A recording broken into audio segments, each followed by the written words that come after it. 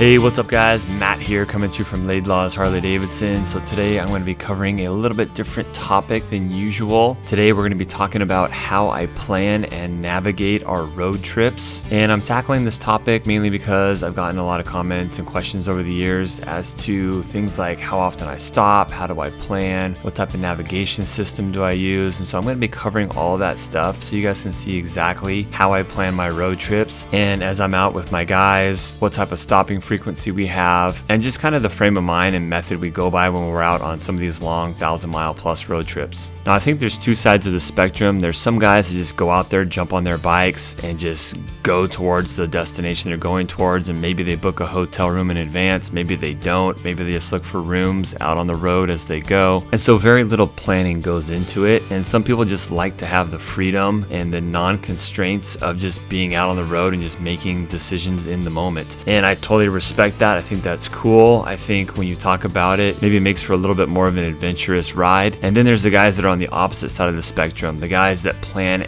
every single gas stop, the guys that plan every single hotel night, they plan every single pullover where there's like maybe a scenic overlook or something like that. They plan every meal, every stop. And I personally am somewhere in between. So I do plan every place where we're gonna stop for the night. A lot of the road trips you see on this channel, we stop for 2 nights, and so I will pre-plan those stops for the night. Some of the places we go as well are next to national parks. And for example, like when we went to the North Rim, we stayed at the lodge in the national park. And if you don't book a room right when it opens up, and when rooms become available to book, you just won't get one and you won't be able to stay in the national park. So there's some places that you're gonna stay where you have to book way in advance, and then there's some places that are maybe just a stop off en route to your final destination where you don't have to really plan that far in advance. So if we're staying in a town like St. George or Lake Havasu City or somewhere like that, we might book a hotel room maybe 2 or 3 weeks in advance. We don't have to really plan that far ahead. Now, gas stops, I definitely do not plan that stuff ahead. Beaver. I love Where are we, Mr. President Bush? We're in town of Beaver, Utah. Every time we stop, we'll just kind of plan in the moment where the next stop is going to be. And we usually shoot for about 100 miles. So we gas up at the very beginning of our trip, and then we might say, okay, let's look at the map real quick. Let's look at where the gas stations are about 100 miles away. And then we say, okay, we're going to stop at this gas station. It's about 110 miles away. Everyone says, cool, sounds good. And then we just kind of plan on that. Other times, if maybe the roads are slow, or maybe we get like backed up, maybe there's unexpected traffic, something like that. Sometimes we just make impromptu gas stops, or maybe someone needs to use the bathroom or something like that. We sometimes make impromptu gas stops as well. And so we keep that type of flexibility open when we're stopping. And then same with meals. Sometimes there's certain places that we definitely want to eat, or sometimes there's cities or towns we're going to be at for the night, and we know, okay, we're going to eat in this town, but we don't really pick a place specifically. For example, on our last trip to the Grand Canyon, we knew we were going to stay in Williams on Sunday night. And so we just felt like, okay, we'll just walk around town and we're going to find whatever place looks good and whatever's open. We're just going to go with it and kind of just make a decision in the moment. I think the general rule of thumb is the more remote we are, the little bit more pre-planning we have to do. For example, last October, we went on a trip to southern Utah. We did the Burr Trail on the Pan Americas, and it was, fairly remote. There weren't a whole lot of services out there like restaurants, hotels, things like that. And on Sunday night, we were camping, and so we had to kind of pre-plan ahead for gas and food and things like that because we were going slightly off grid. And so before we went camping and we were going to be relying on bagged food, we decided to hit up the Burr Trail Grill, and that was a restaurant that we had pre-planned on going to. And so I think a skill that we kind of have to develop as planners is to mentally take yourself through the entire trip and know kind of the general vicinity of where you're going to be at different times of the day, and ask yourself, okay, is it possible that we're going to find ourselves in the middle of nowhere, or when things are closed down and we're not going to be able to get food? Or are we going to a place that has limited lodging and it has a high demand, and do we need to pre-plan to book rooms way in advance? Because if you're one of these guys that wants to go out on the road and just kind of book rooms the night of, well, there's a lot of places, especially in popular places that are somewhat remote like national parks, you're never going to be able to get a room, right? So best case scenario, you might be able able to camp or something. But even campsites, a lot of times campsites are reservation only, and so you might find yourself where you can't even find a good camp spot either. We took a little bit of a gamble on our Burr Trail ride on the Pan Americas. We stayed at a place on Sunday night called Gooseneck State Park, and this was a place that didn't have a reservation system. It was kind of a first come first serve, and we got there right at sundown, and we kind of got lucky where we found a spot. It was in October, so I think it was off season, wasn't during the summer where a lot of people were out having fun with their families, and so we were able to get a camping spot, which was cool. But I think in a nutshell, when I have to plan ahead, or when I feel like we might be in a situation where we're not going to be able to find lodging or food, those are the times where I really like to plan ahead and pick a specific hotel or restaurant, things like that. Because the other thing that I live by when I go out on the road on my motorcycle is I am going out to have fun. I am not going out to put myself in a survival situation. I've been in those situations before where you kind of just have to rough it, where maybe the sleeping conditions are bad, or maybe you're just going without food. And honestly, I'm past that. I don't want to take time out of my schedule and away from family and from work and things like that to have a survival situation. Some people get kicks off that, and that's awesome. I love to watch people do that stuff, watch people suffer and stuff. It's entertaining. But for me, when I go out with my friends on motorcycles, I'm there to have fun. I want things to go smoothly. I want to be able to enjoy the open road and the beautiful country we live in. And I'm really not looking to pull into a city at 11 o'clock at night and not be able to find a room or, be able to get something to eat. That's just not my game anymore. Okay, so let's jump into this a little bit. So what do I do ahead of time to kind of plan out my routes and make sure that I'm not going to get lost out on the road? And before I jump into that, guys, let me just say, I think every riding group kind of has the leader, the guy that's leading the group. And I think most people don't ever want to assume or volunteer for that role. I know it's certainly not something that I particularly enjoy doing, although at this point I've done it a lot. I feel like I'm pretty decent at navigating and leading a group of riders. Usually when I go out with my friends, a lot of times the guys from the dealership, Laidlaw's Harley-Davidson, we go out with 5 to 10 guys out on these 3-day rides is what we typically do. And a lot of times it's really nice just to be the guy in the back that just gets to enjoy the ride and have somebody else worry about the itinerary and where we're stopping and not missing that turn on the mountain road and kind of navigate the whole trip. But I think it's like anything where if you do it enough, you navigate enough, you plan enough trips, you develop a skill to do it, you develop a skill to lead groups. And I'm not saying I'm the world's greatest at leading or navigating, but I have done it quite a bit at this point, and so I'm better than most, I would say. But even still, I'll take a wrong turn. I remember just on this last Grand Canyon trip, I was on like the wrong road for a little bit. We didn't lose much time, but sometimes you get lost out there. But I'll tell you what, I would way rather lead a trip than be led by someone who doesn't know what they're doing. Having someone lead a group of multiple riders who doesn't know where they're going or isn't good at navigating their roads is just about the best recipe for the worst trip ever. And the route that we were taking is now turning into dirt. So we're taking a dirt road over a mountain pass, I guess.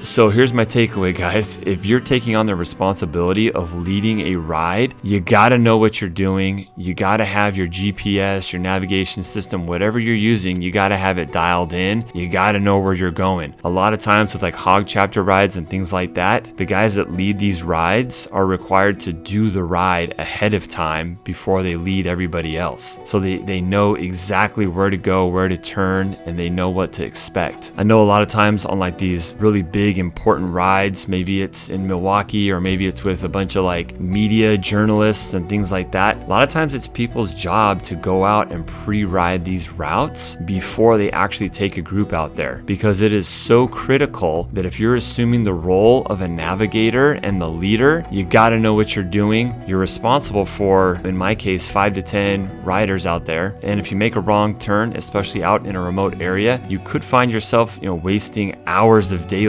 You may find yourself in a situation where you're now in trouble of running out of gas. The tides can quickly change from an awesome road trip with your buddies into this awful survivalist trip in a hurry. That being said too, guys, I also have kind of this unwritten rule with guys that I ride with. You gotta have a certain riding ability, and your bike has gotta be mechanically sound. I've actually had to make some hard decisions before that probably hurt certain people's feelings, but I've turned people down several times that wanted to ride with us, but I didn't feel like they had the ability, or I didn't feel like their motorcycle was mechanically capable of doing it, or I felt like it was mechanically questionable to make a really long road trip. So I think, especially if you're in charge of the group, or maybe you're the navigator, the guy leading a group, I think the people in your group have as much of a responsibility as you do to make sure that their bikes are in tip-top running condition. Have they got their most recent service? Are they running on tires that are good, that are inflated properly? Are their fluid levels at the right level? Are they someone that maintains their motorcycle? Or are they someone who hasn't touched their motorcycle in over a year and they pull their bike out of their garage the morning of the ride? For me, if you do that, you're not coming with me.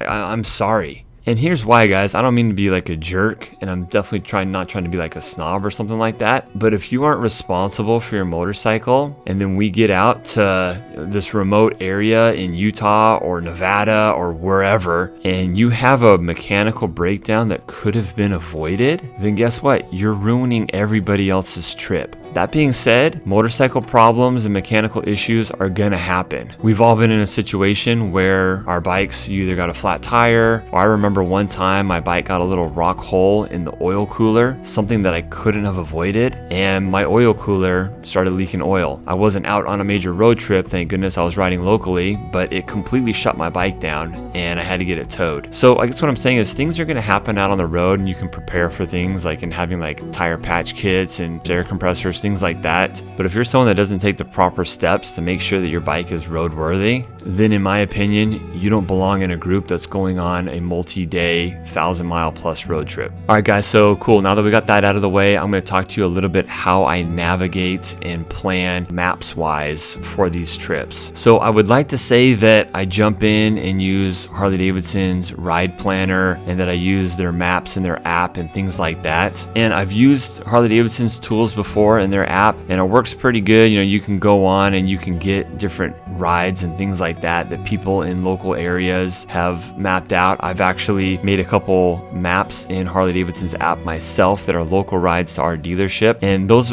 work pretty good if you're looking to follow like a set route. But after years of following GPS, different GPS systems, Harley-Davidson GPS systems, different car GPS systems, different apps, things like that, you know, Google Maps, Apple Maps, things like that, here's the reality that I've kind of come to. It's very, very difficult to beat Google and Apple, period. So Google Maps and Apple Maps, they have the best software, app, whatever you want to call it, available. And it makes sense. I mean, you've got these two tech behemoths that have all kinds of crazy engineers and money and development years put into these apps. And so in my opinion, it's very hard for any GPS system you get on a car and a motorcycle to really compete from a functionality standpoint and a stability standpoint with Google and Apple. I think the only caveat would be is you have to remain in cellular reception areas. So you have to be able to receive cellular data. If you're not in an area where you can receive cell service, then the Google Maps and Apple Maps a lot of times are totally useless. And so for those situations, I would rely on my Harley-Davidson Boom Audio GTS system. The other thing that you can do, which I did do on our Burr Trail Monument Valley ride, was you can download the maps ahead of time. And so when you get to a remote area that you know you probably won't have cellular service, those maps are already downloaded, so you'll be able to use your Google Maps in those remote areas without cellular service. Some of the hardcore adventure riders that go all over the world, like in different countries and things like that, you know, people like Itchy Boots or someone like that goes into South America, Africa, remote areas of the world, there's no way someone like that is going to be able to use Apple Maps and Google Maps. People like that are going to use like a dedicated Garmin GPS unit, something that does not rely on cellular connectivity, something that is a true GPS unit. And that's another big reason why I don't use Harley-Davidson's GPS on the Pan America, is because everything kind of relies on you running the app on your cell phone that then transmits that data to your screen. And so if you ever lose service on your cell phone, now all of a sudden your GPS on your Pan America is no good. So then it becomes a question of, okay, do you want to go to the somewhat inconvenience of using your iPhone or your cellular device, your handheld device to navigate, as opposed to maybe the integrated navigation system in your bike? There's pros and cons there. So the pros of just using the navigation in your Harley-Davidson motorcycle is it's just a lot cleaner. There's a lot less prep involved. You type in the address to your infotainment system and the map takes you there. You have your headset on. It gives you your directions through your headset. The integration process of it is pretty simple and straightforward, and it's nice that it's all just kind of integrated into your motorcycle from the factory. However, the way that I do trips, like I mentioned before, is I don't have the entire trip planned out. And so a lot of times I'll be searching for addresses or gas stations on the road out there at gas stations in between stops. And for that reason, I like the speed and the flexibility of being able to whip out my cell phone and type in an address and then just mount it to my handlebars and have a lot more of an impromptu style trip out on the road. And so in recent years, what I've preferred to do is have a handlebar mount for my cell phone. A lot of times I'll have the map up on my GPS, on my infotainment system that doesn't have an address in it. It's just kind of following me around, and I use it as a separate reference as to where I'm going. But at this point, I like to use Google Maps or Apple Maps for the bulk of my navigation on my trip using a handlebar mount. The thing I don't like about it is now you have this big apparatus on your handlebars, which in my opinion kind of clutters up the look and the style of your bike. So that would be one argument in favor of just using your Harley-Davidson GPS. But in my opinion, just the overall user experience for Apple and Google Maps is just that much better, and I feel that much more confident with it. It's worth me accepting just, I guess, the negative style and look of the bike when you're out on the road.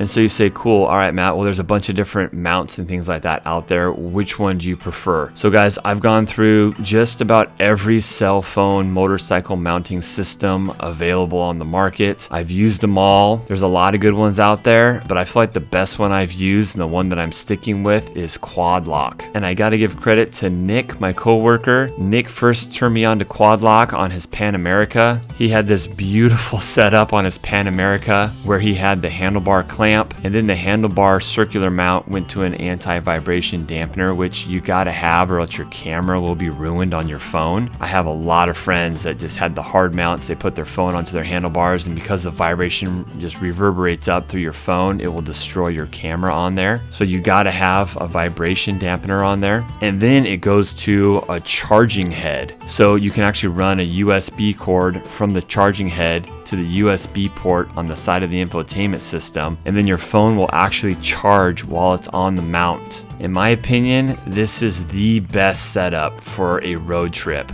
There's nothing worse than being out on the road, you need to use your navigation, and you have a dead phone. Anyways, in Nick's setup, you turn your phone sideways and you got this really nice display that is right in front of you, right below your infotainment system, so you still have the benefit of seeing your bike diagnostics and your speedometer and all that stuff. But you also have that really nice display that's centered and looks beautiful right below the infotainment system on the Pan America. So as soon as I saw Nick's, I was like, dude, that's super clean, super slick, and I went and got the Quad Lock, and I've been super happy with Quad Lock. The cases are nice, the mount is super secure. Never had an issue of my phone falling off. And so I'm kind of just at this point, I'm converted to Quad Lock, and I went ahead and got a mount on my Street Glide as well. And the Quad Lock mount is actually what I use to navigate our entire Sturgis trip. So going through Utah, Arizona, Colorado, Wyoming, all the way up to like South Dakota and back, I use the Quad Lock mounting system for my Street Glide. And for my Street Glide, the mounting system I used was an arm that mounts to your hand controls. It uses one of the screws that screws in like your hand control, like where your clutch master cylinder is, for those of us who had a hydraulic clutch. Anyways, I did sell my Street Glide now. Had a lot of great memories. As I've said before, I was going to sell it. I'm going to be getting a new Road Glide this year, which I'll be doing the Quad Lock system on that bike as well. So I know what you guys are saying. Some of you guys are probably saying like, oh wow, Matt, you use your cell phone to navigate. That means that Harley-Davidson's navigation is probably crappy, right? Why don't you use Harley-Davidson's navigation?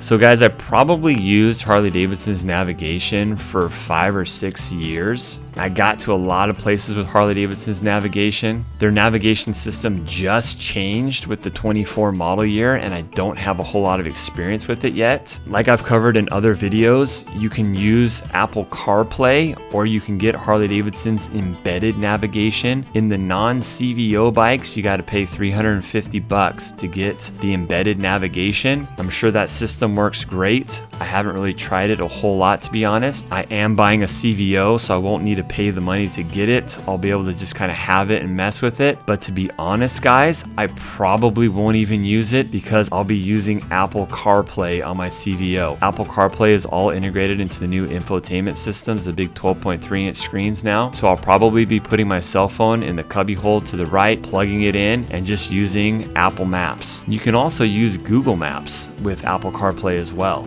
But I think on long road trips or where I really need directions, or I don't really know exactly where I'm going, I'll probably still mount my phone on my handlebars for a couple reasons. I can still see phone calls, text messages, things like that coming in. And I know you can get all that through Apple CarPlay, don't get me wrong. But to me, and maybe I'm just not as tech savvy as some people, but for me, there's just something about having the actual device in my hand or in my face where I can navigate to certain things and certain apps and menus a lot quicker than trying to go through software like Apple CarPlay. If I was an Android user, however, and I know there's a lot of you guys out there, Android Auto no longer supports motorcycles. It wasn't a Harley-Davidson decision, it's an Android Auto decision. I don't know if they just felt like motorcycles were too small of a market to really make the necessary software updates and changes to support motorcycles. But that being said, if I was an Android Auto guy, I would still have my quad lock mount, but I would probably rely on Harley-Davidson's embedded navigation a lot more in the infotainment system. To be honest, I'd probably have both of them running.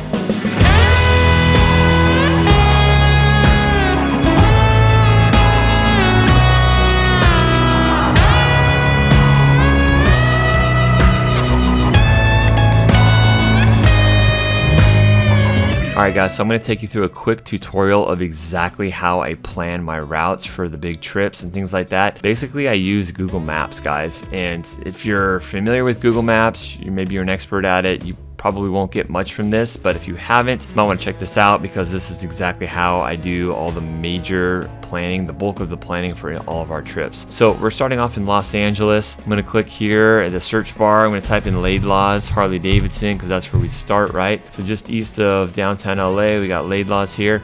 Then I'm going to click this blue button, the directions button right here, okay? So I'm going to click that. So we don't want our destination to be Laidlaw's, that's our starting point. So what I want to do is click this little button here that says reverse starting point and destination. So now Laidlaw's is our starting point, okay? Now where do we want to go? Okay, well I think our ultimate destination, we've been talking about going to the Sequoias for a while.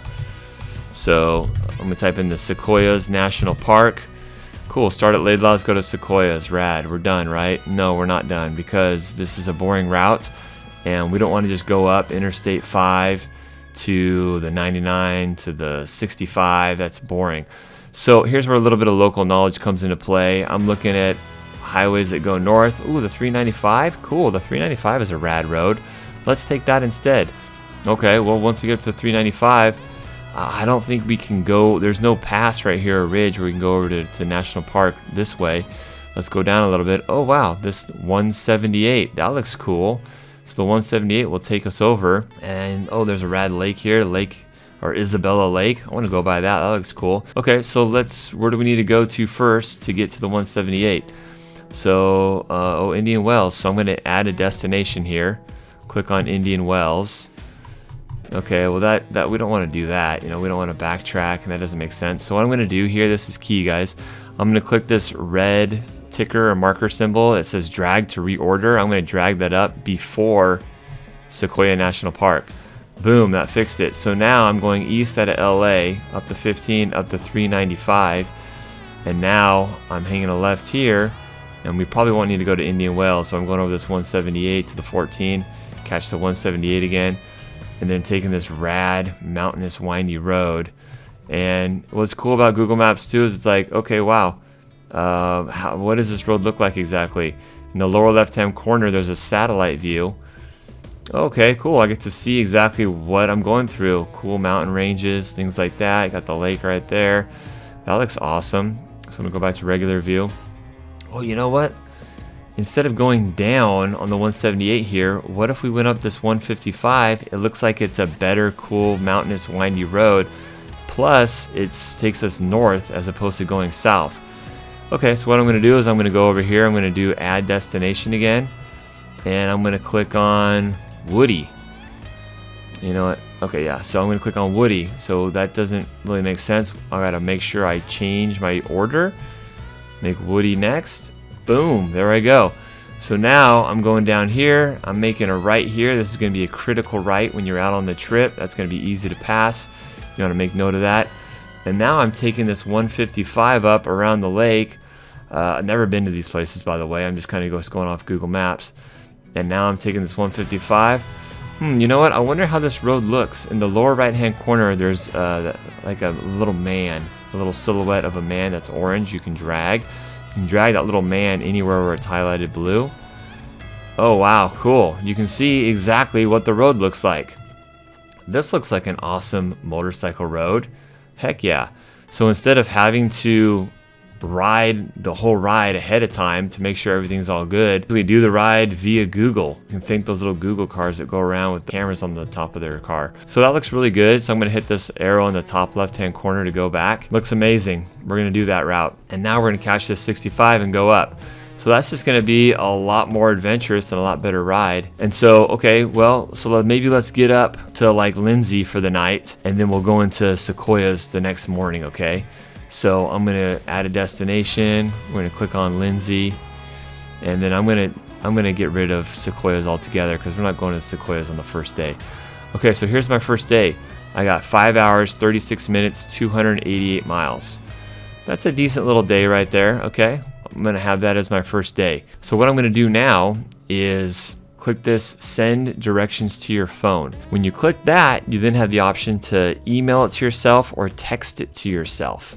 Super cool tool. And then once you text it to yourself, you can copy that and then send it out to everybody in your group, and they can see where the route is via Google Maps as well. They click on the link, it'll open up Google Maps, and they can see exactly the route, and everybody can be like, okay, cool. And then from there, that's kind of the bulk of our trip right there for the first day. From there, you just plan like your stops for food, for gas, and things like that in between. And so that's kind of how I do my planning, guys. Anyways, guys, hopefully this was able to help you out. I wish you all a happy planning. We're coming up on the riding season, the summer season, where a lot of people get out and ride their motorcycles. So hopefully you guys are all going to plan out some epic routes this summer. And if I was able to help you guys out on this one, make sure you give me a thumbs up on the video. And let me know in the comment section below if you guys have any questions on how I plan my trips, or the equipment I use, the navigation tools I use. Let me know if you have any questions there. I'd be happy to get back to anybody that has good questions about navigation. Like always, guys, if you're looking for a new or used Harley-Davidson in Southern California, make sure you hit us up here at Laidlaw's Harley-Davidson. Happy planning, guys. Happy road tripping. We'll see you on the next one. Later.